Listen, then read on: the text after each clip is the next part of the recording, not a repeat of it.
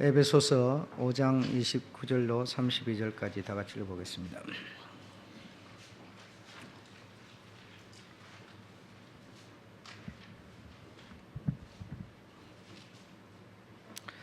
다 같이 읽겠습니다. 시작. 누구든지 언제든지 제 육체를 미워하지 않고 오직 보양하여 보호하기를 그리스도께서 교회를 보양함과 같이 하나니, 그러므로 사람이 부모를 떠나 그 아내와 합하여 그 둘이 한 육체가 될지니 이 비밀이 크도다.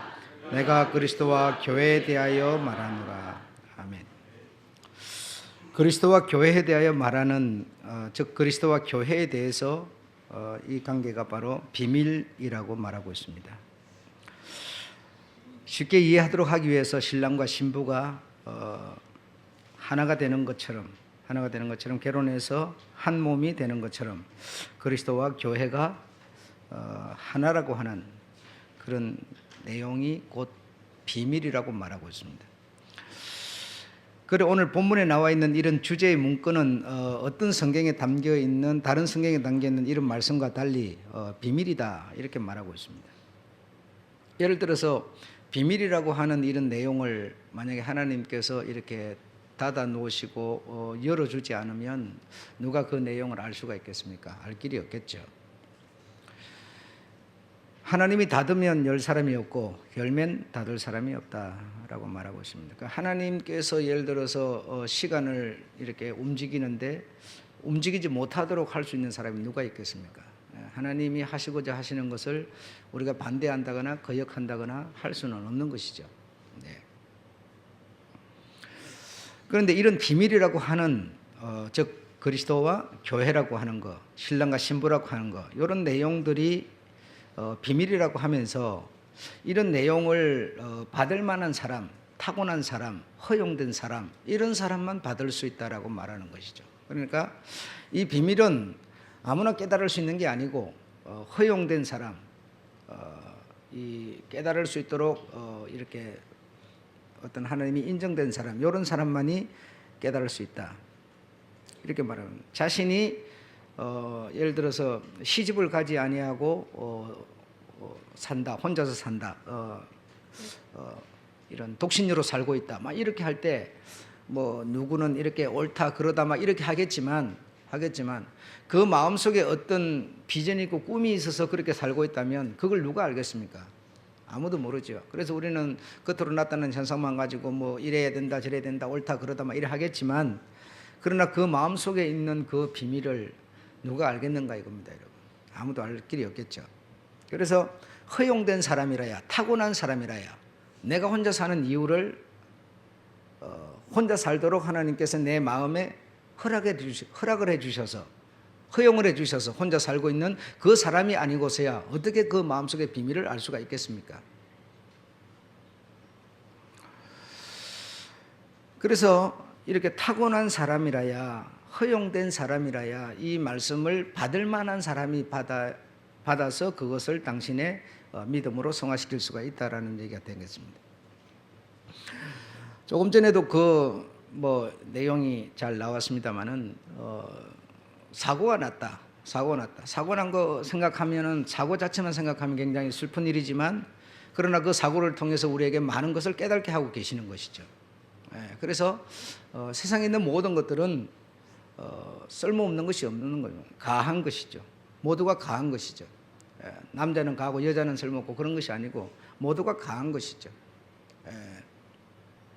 그래서 세상에 우리가 들어야 되는 보험은 아까 안내자가 말했습니다마는 안 들면 보상을 받지 못하는 그런 경우도 있는데 그러나 세상이 우리가 있는 보험을 다 들었다 하더라도 그 보험이 우리에게 생명까지 보장할 수 있는 보험은 되지 않지 않습니까? 생명보험을 우리가 든다 하더라도 그것이 내가 죽었을 때 보상이 나오는 얘기지 나를 안 죽게 만드는 영생하도록 만드는 보험은 아니라는 것이죠.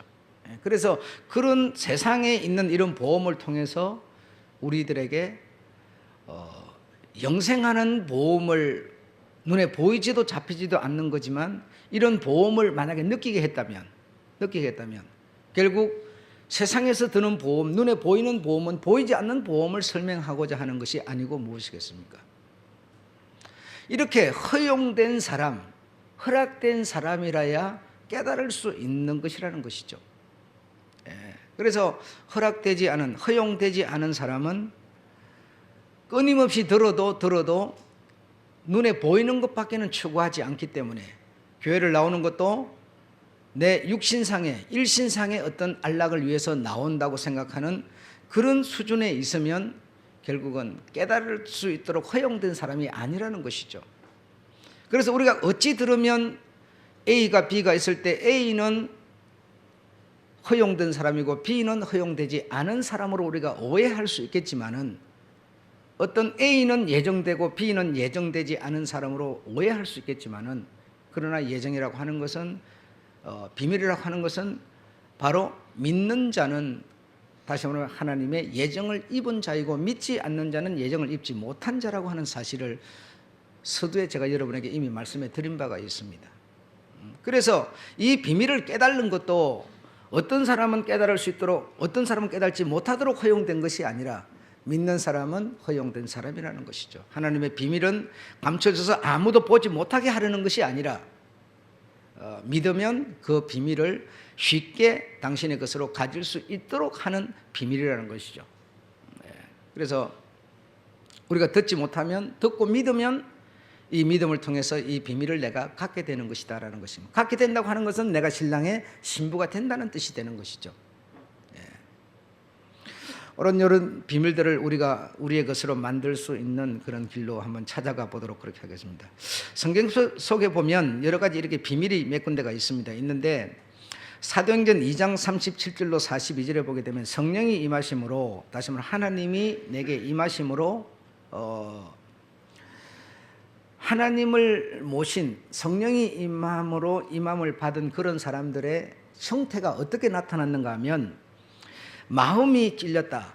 설교를 할 적에 마음이 찔렸다라는 겁니다. 마음이 찔려서 내가 어찌할꼬, 내가 이대로 되겠는가, 굉장한 어떤 그런 후회, 어떤 자복하는 것, 이런 것이 심각하게 일어났습니다. 그리고 회개하고 세례를 받고 성령을 선물로 받는 사람들이, 다시 말하면 믿는 사람들이 하루에 3,000, 하루에 막 5,000 이런 일들이, 엄청난 일들이 일어났던 겁니다. 그래서 그들의 살아가는 모습을 보니까 서로 가르침을 받고 또 서로 교제하고 떡을 떼고, 서로 교제하고 떡을 떼고 기도에 전혀 힘을 쓰고 물건을 서로 나누고 통용하고, 그리고 재산을 나누고 성전에 모이기를 전혀 힘쓰고, 여러분 우리가 생각하는 건 너무 상상을 초월하는 이런 엄청난 믿음의 내용들이 성령을 받은 초대교회 사람들에게 실제로 행동으로 나타났던 일들이죠. 이렇게 하루에 막 5,000명, 3,000명 굉장한 이 역사가 일어났는데 갑자기 이들이 모이기를 힘쓰는 이들이 서로 통용하고 물건을 나누는 이들에게 갑자기 마음이 완악해져 버렸습니다. 완악해져서 이런 문이 열렸던 것이 닫혀져 버렸다는 거죠. 그럼 하나님이 닫아버렸다는 거예요. 이런 역사가 일어나지 못하도록 해버렸다는 것이죠. 그러니까 닫으면 누가 열면 누가 닫겠는가 이겁니다. 이런 역사가 일어난 것도, 문이 열린 것도 성령이 임하심으로, 그렇죠? 하나님이 여시니까 성령이 임하심으로 이런 일이 일어났는데, 하나님이 닫아버림으로써 성령이 임하지 않으니까, 믿음이 안 생기니까 이런 역사들이 거쳐버리더라는 것이죠. 왜 이렇게 거쳐버리게 하셨느냐? 왜 이렇게 계속 열어서 해버리지 않고 거쳐버리게 했느냐? 바로 그것이 하나님의 비밀이셨죠. 하나님께서는 이 이스라엘 백성 12지파 중에서 정해진 숫자가 있는데, 이 정해진 숫자에게 하나님의 성령으로 임함을 받는 이 숫자가 차면 하나님은 이 세계를 종말시키겠다고 하는 하나님의 뜻이 담겨 있었는데, 이런 속도로 나간다면 열흘 또는 한 달이면 거의 끝날 수밖에 없는 상황이 되는 것이죠. 만약에 그렇게 돼버린다면 한 달 만에 12지파에게서 14만 4천 명이라고 하는 숫자가 차버리면, 하나님은 종말시킨다면 이 세상의 수많은 사람들은 어찌하겠습니까? 그래서 하나님의 비밀이 무엇이었는가 하면 이방인의 수많은 사람, 이방인의 많은 사람이 구원을 받도록 하기 위해서 의도적으로 하나님께서 이스라엘에게 성령이 임하는 길을 막아버렸던 것이죠. 그래서 왜 막혔는지 왜 열렸는지 알 길이 없지만 하나님이 하나님의 뜻대로 하시기 위해서 하나님은 그리 했다라고 로마서에서 비밀을 바울을 통해서 밝혀주신 것을 우리는 만나고 있습니다.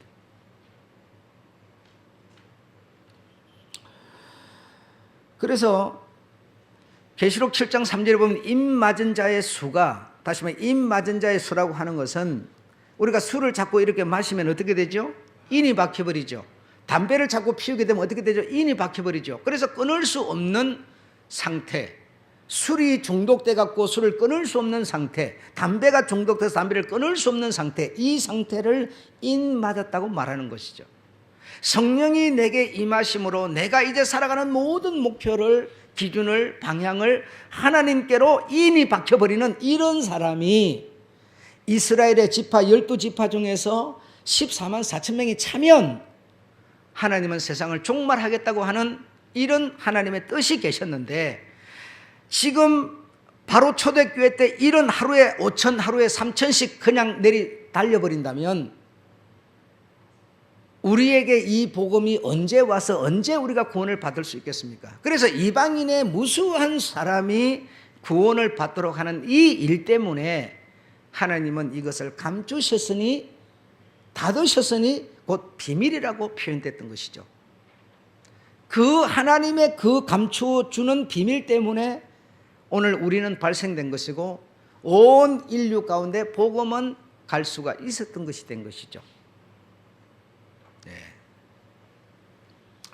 자, 또 한 가지는 마태복음 13장 10절에 보면 저희에게 어찌하여 비유로 말씀하시나이까? 보고 들어 마음으로 깨달아 고침을 받을까 두려워서 그랬다는 겁니다.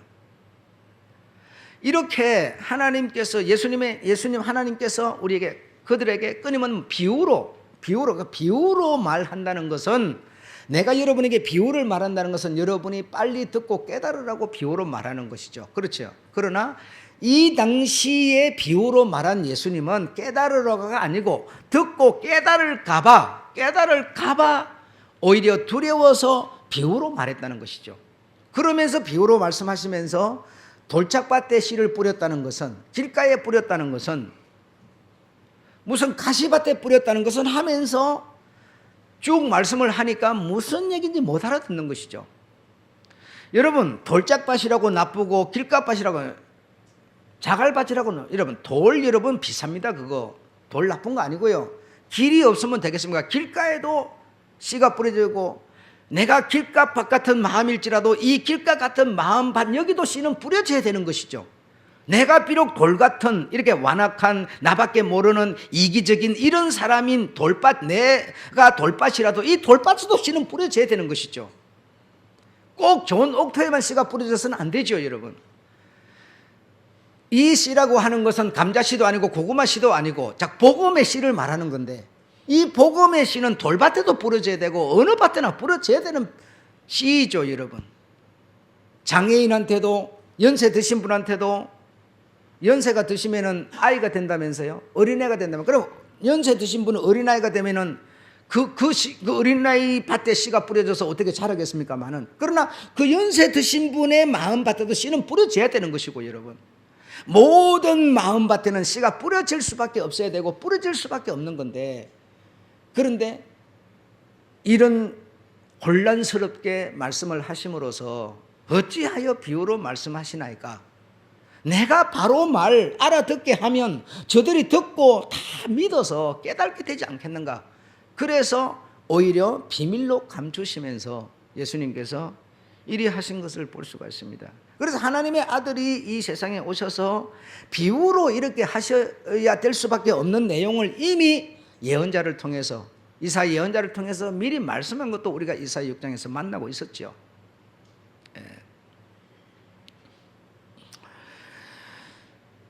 13장 16절에 보면 말씀을 주님께서 바꾸십니다. 그러나 이래요. 그러나 이 말은 너희는 듣고 깨달아 알아야 되겠지만은 믿는 자가 되겠지만 그러나 저들은 이렇게 말이죠. 그러니까 너희는 누굽니까? 다시 말하면 이방 사람들이죠. 이방 사람 너희는 들어서 믿는 자가 돼야 되겠지만은 저희는 누굽니까? 유대인들이죠. 유대인 저희는 고침을 받아서는 안 된다는 것이죠. 저들이 만약에 들어서 인 받아버리면 너희는 실패자가 된다는 것이죠. 그러나 너희는 이방인 너희는 듣고 고침을 받아야 당연하지만 저희는 아니라는 것이죠. 왜요? 우리를 구원하시는 하나님의 계획 때문이었죠. 계획 때문이었죠.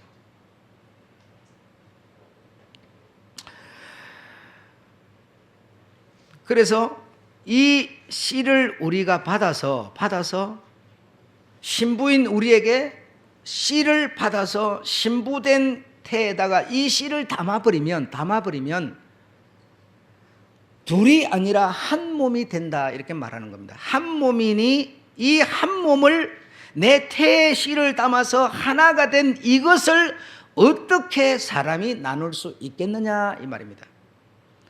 자, 그러니 이렇게 듣고 보니까 이 세상을 살아가면서 남녀 청춘 남녀가 결혼해갖고 이혼하는 이런 얘기와는 아니다라는 것을 우리가 알 수가 있습니다. 사람이 나누지 못합니다. 하나님과 하나님 신랑과 신부인 우리 믿는 자가 이거 씨라고 하는 것으로 우리가 담아서 씨가 만약에 이게 이 담아져서 이 밭에 이 마음이 밭이라는데 이 씨가 담아져서 이 씨가 이 마음밭에 담아져서 이 씨가 자라버리면 나무가 됐다고 생각합시다. 이 나무가 된 이 나무 어떤 이렇게 감나무면 감나무 씨가 이렇게 담아져서 이렇게 자랐는데 이 나무를 어떻게 나눌 수 있겠습니까? 나눠지겠습니까?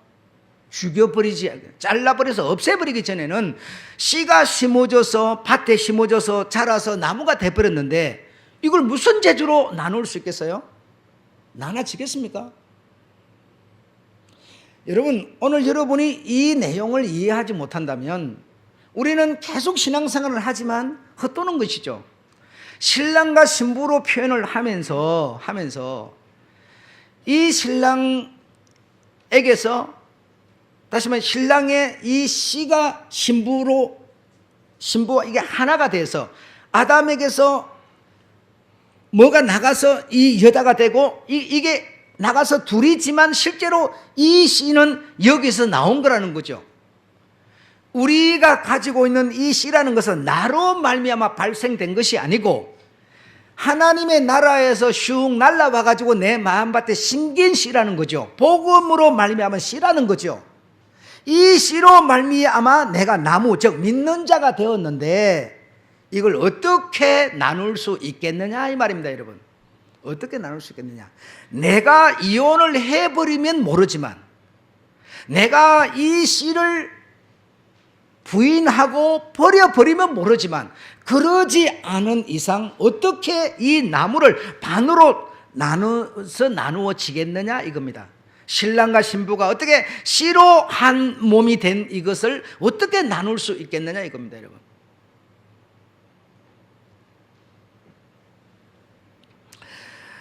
셋째로 말라기 2장 15절에 보게 되면 하나님은 영이 유효하실지라도 하나만 짓지 아니하셨느냐 이랬어요. 하나님은 영이 유효하셔. 하나님은 하나님의 영을 가지고 여러 사람을 만들 수 있지만 오직 하나를 지은 이유는 뭐냐?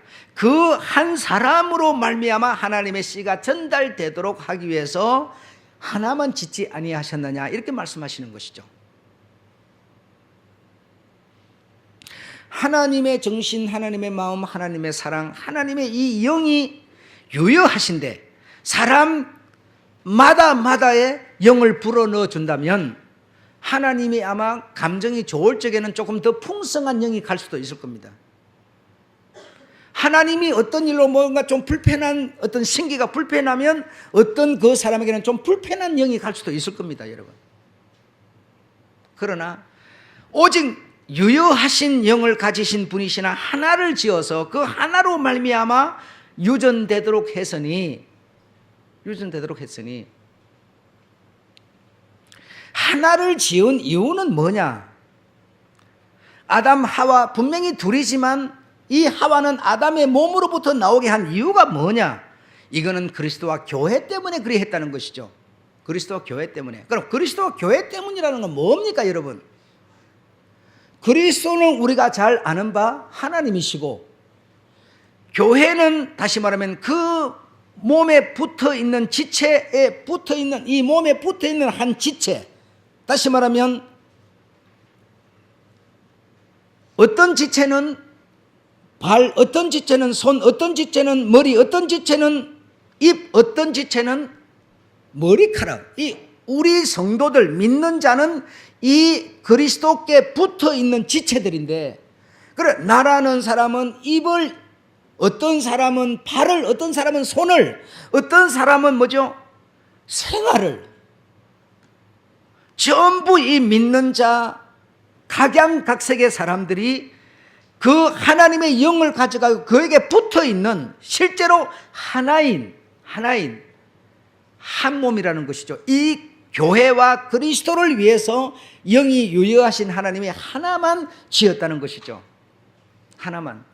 그래 믿는 자가 됐다라고 하는 것은, 믿는 자가 됐다고 하는 것은 어떻게 될 수 있습니까? 내가 어떻게 믿는 자가 됩니까?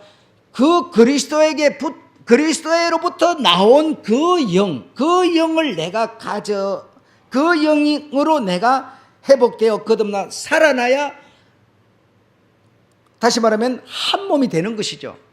한 몸이.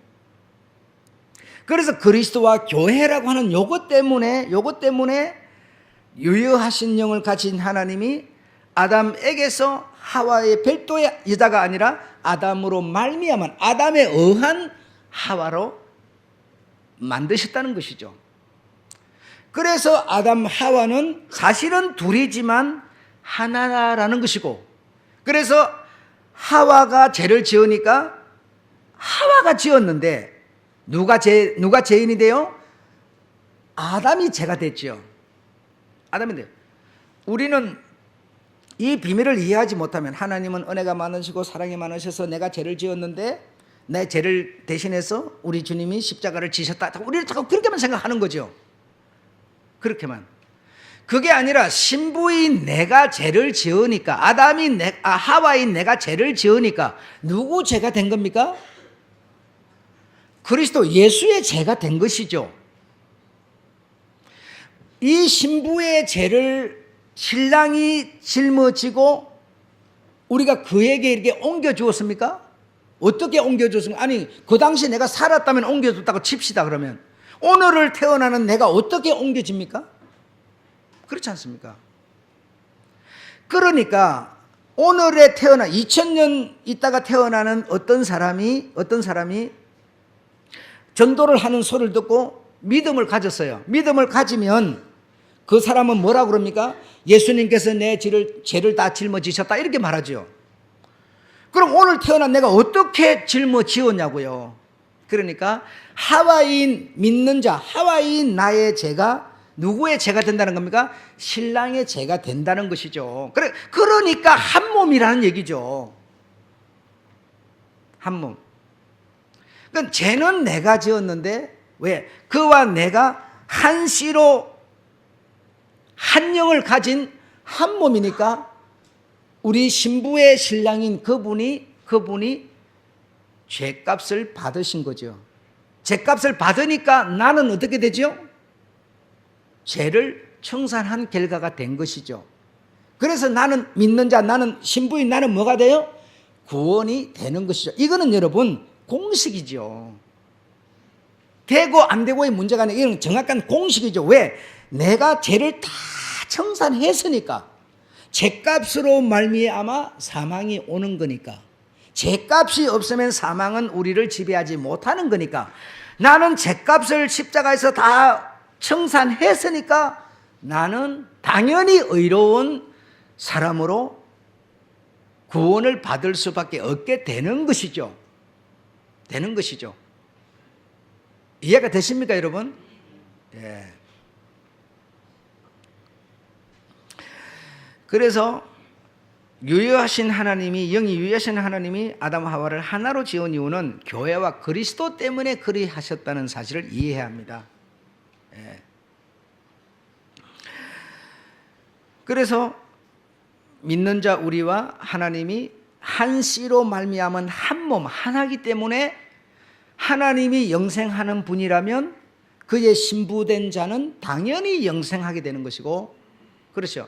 그가 이로운 분이시라면 우리도 그의 신부인 믿는 자는 당연히 뭐가 되고 의로운 사람이 되는 것이죠. 내 마음에 어느 날은 의롭다가 어느 날은 안 의롭다가 이것으로는 안 되는 것이죠, 여러분. 우리같이 복잡한 사람이 내 기분 때문에 되고 안 되고 한다면 어느 사람이 구원을 받을 수 있겠습니까? 그래서 하나님과 우리를 하나님께서는 하나의 씨를 가진 아버지와 자녀로서 한 가족을 이루시려는 하나님의 원대한 뜻을 이루어가고 계시는 것이죠. 그래서 그리스도를 전가하는 증인이 되려면 교회인 자신이 그리스도의 신부가 된 분명한 확신. 그러니까 앞에 제가 지금 말씀드린 것처럼 내가 신부라고 하는 것은 그냥 이 세상 수준에서 청춘 남녀가 만나서 이렇게 이런 수준이 아니고 한 씨, 한 생명, 한 영으로 한 씨로 나무된 몸된 하나라는 얘기죠. 예, 하나. 나라고 하는 게 나무로 비유했을 때 이 몸의 씨는 어디서 왔다는 겁니까? 나로부터가 아니라 씨인 그리스도로부터 와서 나라고 하는 존재가 됐으니까 어떻게 내 몸을 나눠서 둘을 만들 수 있겠느냐 이겁니다. 내가 믿는 자라면 말이죠. 그러나 나눠지는 건 어떻게 하면 나눠져요? 예, 이혼하면 나눠지는 거죠. 그래서 하나님께서 우상을 섬기지 말며 우상에게 절하지 말라 이렇게 하는 것은 나를 버리고 나와 같은 존재가 다른 존재라 해서 그를 내가 찾아가서 그를 섬기면 나와는 뭐가 되는 겁니까? 이혼하는 상태가 되는 것이라는 거죠. 그래서 이것을 우리가 쉽게 깨닫도록 하기 위해서 네가 누구에게 시집을 가서 신부가 되어 있으면서 네가 간음하면 네 신랑을 버린 것이 되지 않느냐. 그래서 간음하지 말라. 간음하면은 네가 네 신랑을 버린 것과 같이 되는 것이니 네가 하나님이 나와 혼인해서 한 몸이었는데 한 씨였는데 네가 나를 버리고 다른데 네가 가서 그리하면 네가 나를 버린 이혼하는 자가 되지 않느냐. 그래 하나님을 설명하기 위해서 눈에 보이지 않는 하나님의 이 모든 것들을 설명하기 위해서 간음 얘기, 혼인 얘기, 청춘 남녀 얘기 다 하고 있는 것일 뿐이다 이겁니다, 여러분. 그래서 눈에 보이는 이런 여러 가지들을 통해서 눈에 보이지 않는 진리, 신앙을 우리는 찾아 더듬어 알게 되는 것이고요. 네. 둘째로 신부가 신랑, 그리스도를 신부가 자기 몸 보양. 여러분, 내 몸을 누가 나를 보양해주고 누가 내 몸을 관리해줍니까? 내가 하는 거죠. 그렇죠? 내가 나를 하는 거 아닙니까? 내가 나를 하는 것은 조금만 뭐 부모가 좀 서운하게 하면 섭섭하다 어쩌다 막 이렇게 하죠. 그러나 그 부모도 결국 자기 몸을 누가 관리해야 됩니까? 자기가 해야 되는 것이죠. 남이 해준다 한들 그 사람 마음에 차겠습니까? 그렇잖아요. 아무리 잘해줘도 마음에 안 차는 거죠. 그러니까 자기 몸은 누가 관리해야 돼요? 누가 보양해야 돼요? 겨울이 오면은 감기 안 걸리게 따뜻한 것들 다 이렇게 누가 해야 됩니까? 내가 해야 돼요. 왜? 이 몸이 그리스도와 하나 된 몸이기 때문에 자기 몸을 보양해야 된다는 얘기죠. 이 몸을 버려버리면 이 몸이 문제가 생겨버리면 아무리 우리가 그리스도를 위해서 어떻게 하고 싶어도 아무것도 못하는 거니까요. 그래서 어떤 사람은 몸이 그러면 우선이네요. 예. 몸에게 영이 있는 것이지 몸이 없으면 영이 어떻게 있을 수 있습니까? 그럼 영이 없는 몸이 무슨 소용이 있습니까? 그래서 계란이 먼저냐 닭이 먼저냐 얘기가 나오지만 그게 결국 하나죠. 몸 없는 영이 어디 있고 영 없는 몸이 무슨 필요 있습니까, 여러분? 그래서 내 몸은 뭐죠? 씨가 담겨 있는 몸이기 때문에 내가 내 몸을 보양해야 되는, 이 그리스도의 몸을, 내 몸을 통해서 그리스도의 몸을 보양하는 것이 되는 것이죠. 그런데 중요한 것은, 자, 이제 여러분 주보에 없는 얘기를 제가 하게 되는데, 중요한 것은 이렇게 우리가 한 몸입니다, 하나입니다, 이렇게 말은 하지만, 그러나 말은 하면 지금 여러분이 이해가 좀 되는 분은 조금 마음에 끄떡거림이 있는데, 그러나 우리가 믿지를 못하는 것이죠. 믿지 못하니까 그 사람한테는 뭐라는 겁니까? 여전히 비밀이라는 것이죠. 믿으면 비밀이 실상이 돼서 곧 내 양약이 되는데, 믿지 못하면 여전히 그 사람에게는 감겨 있는 상태고 닫혀 있는 상태고 비밀로 남아 있을 뿐이죠. 그저 신랑 신부 얘기하니까 세상에서 태어나서 내 마음에 드는 사람 만나가 결혼하는 요 신랑 신부 수준만 생각하니까, 이거는 다시 말해 눈에 보이지 않는 그리스도와 교회의 믿는 자의 나를 설명하기 위한 건데, 도무지 우리 믿음이 안 가니까 나에게는 여전히 비밀로 감춰진 상태로 있다라는 것입니다, 여러분. 그래서 이런 사람은 어떤 문제가 발생하느냐? 그리스도와 나는 하나라고 계속 하는데도 항상 뭐요? 떨어져 있는 분. 하나님은 하늘에 계시고 나는 땅에 있는 사람. 그래서 내가 열심히 어떻게 좀 잘하면 주님이 좀 칭찬해 주는 사람. 이런 수준으로만 우리는 항상 떨어져 있는 사람으로 하나로 받아들일 수 없으니, 그래서 내가 이 땅에서 열심히 하다 보면 주님이 와가지고 열심히 하는 나를 보고 싹 건져주는 줄로만 생각하는 사람. 하나라고 지금 말하는데도, 그 씨가 와서 내가 만들어졌다고 하는데도 이게 도대체 뭔가 성화되지 않는, 내 믿음으로 성화되지 않으니 하나님과 나는 항상 떨어져 있는 사람. 성경에서 하나님은 내가 네 안에 있느니라, 한 몸이니라 하는데도 도무지 그 사람한테는 감춰진 비밀로만 있는 사람. 그러니 하나님은 어디 계세요? 항상 하늘에만. 그 하늘이 어딜까요? 저기서 보면 여기가 하늘이고 여기서 보면 저가 하늘인데 하늘이 어디 있냐 이 말입니다, 여러분. 그러니 신앙이 결과적으로 막연한 신앙이 되고 믿음에 굳게 서지 못하는 신앙이 되고 만다는 겁니다. 하나님은 하늘에 계신 것이 아니라 여러분 안에, 하나님의 씨 자체로 여러분 안에 계심을 믿으시기 바랍니다. 그래서 여러분이라는 나무를 만들어서 그 나무와 하나가 되어 있으니까 사람이 나눌 수 없는 나무로, 사람으로 만들어져 있다 이겁니다. 언제까지? 믿는 자로 있을 동안에 말이죠. 믿는 자로만 있다면. 자, 그 다음에 넷째로 우리가 신랑 신부가 이혼하면 남남이 됩니까, 안 됩니까? 이혼하면 남남이 될 뿐더러 더 원수가 돼버리죠. 예. 이 눈에 보이는 사람이 만나가지고 살다 보니까 의견이 안 맞고 무슨 서로 뭐 사고방식이 다르고 이러가 이혼합니다. 그래가 재산, 절반은 내 재산이니까 내게 줘야지. 그럼 내가 모은 건데 네가 집에서 뭐해서 아무것도 안 했냐. 내가 왜 돈을 좀 하면서 전쟁이 붙었어요. 그 전쟁부터 지들 말로만 붙습니까? 그 돈을 받아내기 위해서 이제 재판을 하지요. 재판해가지고 가가지고 변호사 사가지고 왁짝왁짝 하다 보니까 속에 있는 똥물까지 다 끄집어내고 창피 망신 당할 대로 다 당하고 겨우 받아내는지 못 받아내는지 모르겠지만, 자, 그렇게 됩니다. 그래서 이혼을 하면은, 이 세상 부부들이 이혼을 하면 더 원수가 되고 이제 갈라져서 남남이 되지요. 자, 이거는 보이지 않는 그리스도와 교회에 대한 무엇을 지금 말하고자 함입니까? 너희가 나를 믿는 믿음을 저버린다면 너희와 나는 나누어져서 헤어진다는 얘기죠. 헤어질 뿐더러 나를 믿다가 타락한 사람은 더 완악한 사람이 된다는 것이죠. 예. 더 하나님을 무시하고 욕하는 사람이 된다는, 다시 말하면 보이는 이것을 통해서 보이지 않는 이 세계를 설명하고 있는 것이죠. 그러나 신랑과 신부가 나라고 하는 이 나무인 몸을 통해서 하나로 되어 있는 것은 언제, 어떤 상황에? 믿으면 이랬어요. 믿으면. 자, 그러면 이 믿으면이라고 하는 이게 지금 중요한 얘기인데, 믿으면이 뭐냐 이겁니다, 여러분. 믿는 동안에 믿으면 신랑과 신부가 한 몸으로 되어 있는 거고, 이 믿음을 버리면 서로 나누어지는 상태가 되는 건데, 그럼 믿으면이 뭐냐? 믿으면이 뭐냐?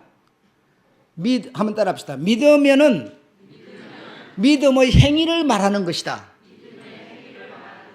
우리가 믿으면 구원을 받으리라. 믿으면 구원을 받으라. 그러니까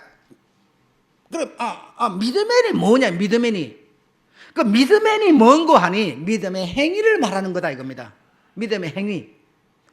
그래서 주님께서 마태복음 7장에 친히 하나님이 하신 말씀을 보면 너희가 입으로만 주여 주여 나 믿는 자가 아니라고 말하지 않습니까? 그러면 그 주님은 마태복음 7장에 주님은 뭐라 했습니까? 믿음의 행위를 말하셨죠. 아버지의 뜻대로 행하는 자라야 믿는 자라고 말씀하셨죠. 그럼 오늘 우리가 믿으면 신랑과 신부가 하나로 존재하는 건데, 믿음이 뭐냐? 믿음의 행위를 하는 사람을 말하는 겁니다. 믿음의 행위를. 믿음의 행위는 누가 말해줍니까? 교회가 말해주죠. 여러분이 교회만 오면 계속 믿음의 행위를 말해주죠. 그래서 제가 오늘 뭐라고 썼습니까? 하나님께 예배드림이 성도에게 가장 큰 축복인 줄로 믿습니다 했죠. 중요한 것은 말은 이렇게 하는데 실제로는 저희에게 믿음이 안 되니 큰 문제가 아닐 수 없습니다. 말로는 우리가 예배드림이 우리가 최고로 큰 축복입니다 이렇게 하지만, 여러분이 실제로 예배드리는 것이 내 모든 삶 속에서 가장 축복인 줄로 믿는 사람들이 손 들어보라고 몇 명이나 손 들겠습니까? 양심을 속이지 않고 들으라 그러면 여러분, 분명히 우리는 말은 그리 하지만 행위는 뭐예요? 아니라는 거죠. 행위는 아니죠. 그럼 믿으면 하는 게 믿음이라는 게 뭐냐? 믿음의 행위를 말하는 거다 이겁니다. 우리가 10만 원 주님 앞에 드리는 것은 너무 쉬워요. 어렵지 않아요 여러분. 요즘에 10만 원 그 아이들 가져갑시기 때문에. 그래 전에 10만 원 드리던 것은 요즘에 100만 원 드리는 것과 같은 건데, 100만 원 드리는 것은 어렵잖아요. 10만 원은 여러분 아이들 까져도 요즘에 다 그냥 5만 원짜리 이렇게 주는 판이고, 10만 원은 그래서 주님께 10만 원 드리는 거는 그렇게 아깝다 이런 생각 안 들죠. 그런데 100만 원을 드리는 상황의 사람이 되면 그 사람은 마음속에 많은 갈등과 고통과 싸움을 해야 해요. 왜? 뭐 때문에? 믿음이 안 되기 때문에. 믿음의 행위를 못하는 것이죠. 이런 믿음의 행위를 하는 사람이 미더맨이라는 겁니다. 좀 빨리 미들맨이라는 것이죠. 믿음의 행위를 못하고 입으로만 주여 주여 하는 것은 노맨이에요. 주님도 싫어. 난 너를 알지 못해. 네 마음이라는 것은 화장실 갈 때 올 때 다 다른 마음인데 내가 네 마음을 믿고 내가 어떻게 아멘 하겠느냐 이거예요. 하나님께서 못하는 거예요. 믿음의 행위를 통해서 미더맨을 보는 겁니다. 미더맨을 여러분. 가자 우리는 믿으면 구원을 받으리라. 그래, 내 마음으로 믿으니까 내가 교회를 안 나온들 어때? 이런 생활을 하고 있으면서 어떻게 신랑과 신부가 하나라고 하는 믿음이 내 믿음으로 성화할 수 있겠는가 이겁니다. 성경은 네가 해로울지라도 네가 하나님과 약속되고 하나이라면, 예배드림이 우선되고 최고의 축복인 줄 네가 정말 믿는다면 그 행위를 하지 않겠느냐. 행위를 하지 않겠느냐. 이렇게 주님은 우리에게 말씀을 던지고 계신 것이죠. 그래서 믿음의 행위를 하고 있다면 우리 신랑과 신부는 하나다라는 겁니다. 믿음의 행위를 하는 여러분, 우리가 주님이 우리를 보았을 때 아니면 주님은 그러면 뺍시다. 믿음의 행위를 하고 있는 나를 보았을 때, 나보다 좀 더 큰 어른이 나를 보았을 때 내가 온전하다고 생각합니까? 믿음의 행위는 하고 있지만 불완전한 상태 그대로예요. 우리는. 여러분이 지금 믿음의 행위를 하고 계시는데, 지금 예배드리고 헌금도 드리고 하고 계시는데, 전도도 하고 계시는데, 목사인 내가 여러분을 봤을 때는요 상당히 불안하기 짝이 없죠. 정말 저 사람이 성경이 말하는 믿음 때문에 하는 건지 아닌지 도무지 믿음이 안 가지요. 다시 말하면 믿음의 행위를 우리가 하고 있다 손치더라도 우리의 이 모습은 부족하고 못나고 허물 그 자체라는 겁니다. 그러나 믿음을 하고 있기 때문에 한시로 한 나무 되어져 있으니 누가 나눌 수 있겠느냐 이 말입니다. 여러분, 내가 이 믿는다고 해서 뭐가 모든 게 완전해져서 완전한 게 아니라 단 믿음의 행위만 하고 있어요. 믿음의 행위. 그러나 세상 사람이 봤을 때는 내가 모자라게 아주 짝이 없어요. 부족하게 짝이 없다고요.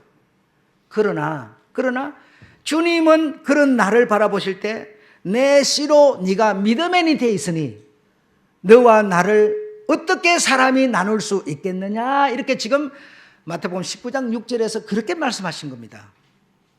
여러분 이해되십니까?